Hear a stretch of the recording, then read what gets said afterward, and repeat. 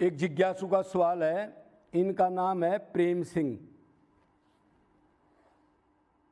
ये हैं झांसी से, एमपी में पढ़ता है मेरे ख्याल में, यूपी में।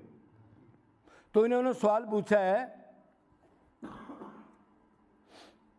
इतनी भक्ति नाम जप लगातार किया है लेकिन कोई अनुभव और बदलाव नहीं हो रहा, क्यों नहीं हो रहा? तो देखो, पहली बात तो ये है, अब पहले हमने सबसे पहले तो साधना का तत्व ज्ञान ठीक ठीक लेना पड़ेगा। पहले तो ज्ञान होना चाहिए, ज्ञान होने के बाद हम साधना करेंगे, मतलब ज्ञान को प्रैक्टिकल करने को साधना कहते हैं। सुन लिया, अब जो बताया उसको प्रैक्टिकल उतारना।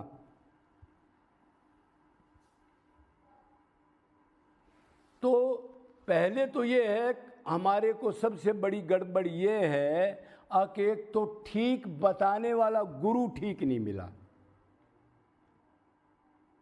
या तो ये कारण हो सकता है, मतलब उसने उल्टी भक्ति बता दी, मतलब उसने ये बता दिया मन भगवान में लगा दो और संसार के कर्म मत छोड़ो, वो धर्म भी निभाओ। मतलब जेब का तरह गुरु मिल गया, चेला बनाने वाला। गुरुजी से पूछो, गुरुजी मन तो एक है, किसी में पावर है, पहले दिन भगवान में जोड़ लेना। अभी तत्व ज्ञान, ना वैराग्य, ना त्याग, ना भूख, ना व्याकुलता, तो ऐसे गाइड नहीं करना चाहिए। भक्ति के दो पुत्र हैं, ज्ञान और वैराग्य। कोई पैदा नहीं हुए आज के 50-100 साल पहले की बात अलग है। इतने भोग हैं, इतनी दुर्गति है चारों तरफ, इतने विषय हैं, पहरान गलत, खान पान गलत, बनावटीपना। उधर रह करके आप बच जाओगे, भगवान में मन लगा दोगे। नारद तो ये कह रहे हैं, साधना भक्ति में लौकिक वैदिक व्यवहारिक कर्मों का परित्याग कर दो मूर्खो। पहली क्लास में ये मत करो, एमए बीए होने के बाद तो कुछ कर सकते हो, अगर मन भगवान में लग गया ये। तो पहले तो गुरु ठीक नहीं मिला।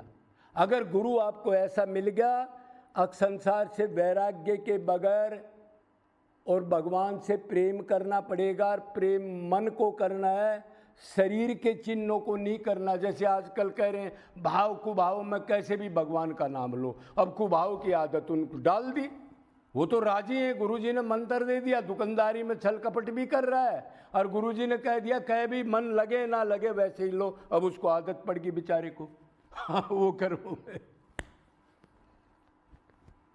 तो ठीक गुरु मिले कोई रसिक जो मन की भक्ति को जानता हो।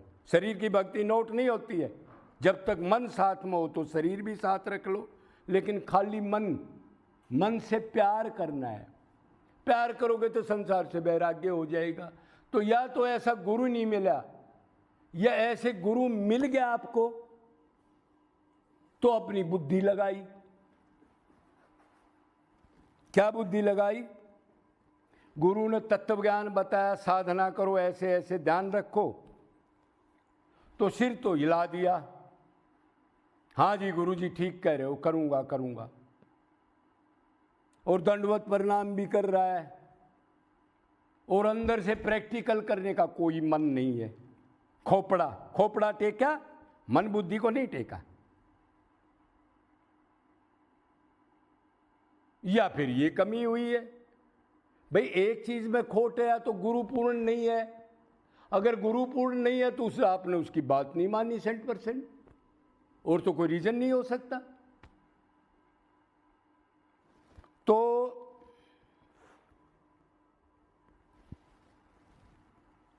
मन बुद्धि से गुरु की बात माननी है 100%, जो वो कहे। ये नहीं 4 बात मान ली, 4 नहीं माननी। गुरु ने कहा अखबार मत देखना, फोन मत देखना, किसी ब्याह शादी में मत जाना, भंडारे में मत जाना, इधर उधर बातें मत करना, ऐसा मत करना, माला फेरता रहे मन और कहीं और हाथ चलाता रहे, ऐसे दूषित काम मत करना वृंदावन में रह करके। अब वो मानता नहीं, एक मान ली, चार नहीं माननी, मन को गंदा करके आ गया। तो ये नहीं करना है, ये गद्दारी है, ये मक्कारी है। इसलिए वैसे एक्चुअल देखा जाए तो ना तो ढंग का कोई गुरु है, सब मिलावटर, ना कोई चेला है।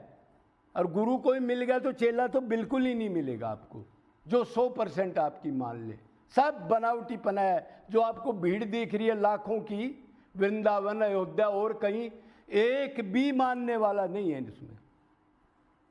सिर्फ पिकनिक पार्टी, मेरे को ये मिल जाए, गुरु ये दे दे, भगवान ये दे दे, बस ये ड्रामे, और जाके उसी संसार में लिप्त हैं। इधर ही फोन करते रहते हैं, परिक्रमा पे हंसते रहते हैं, दांत निकालते रहते हैं धाम में। ऐसा ऐसा अपराध भी हो रहा है।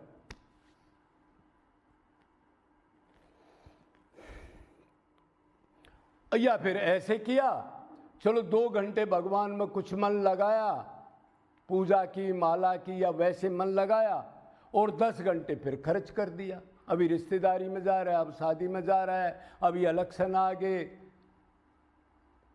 अभी कोई बीमार हो गया, अभी पिकनिक पार्टी है, तो क्या होगा इससे?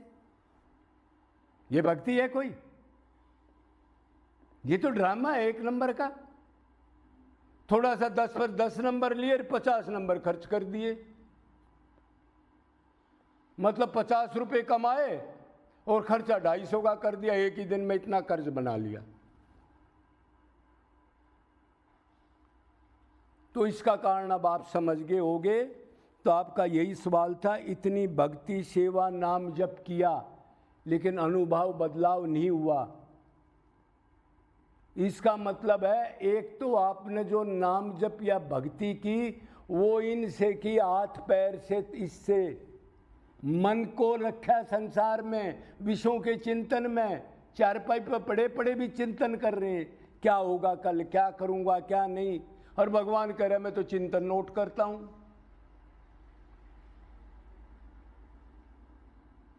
तो एक तो आपने ये काम किया, और दूसरा कोई गुरु माना तो उसकी 10-5% मान ली।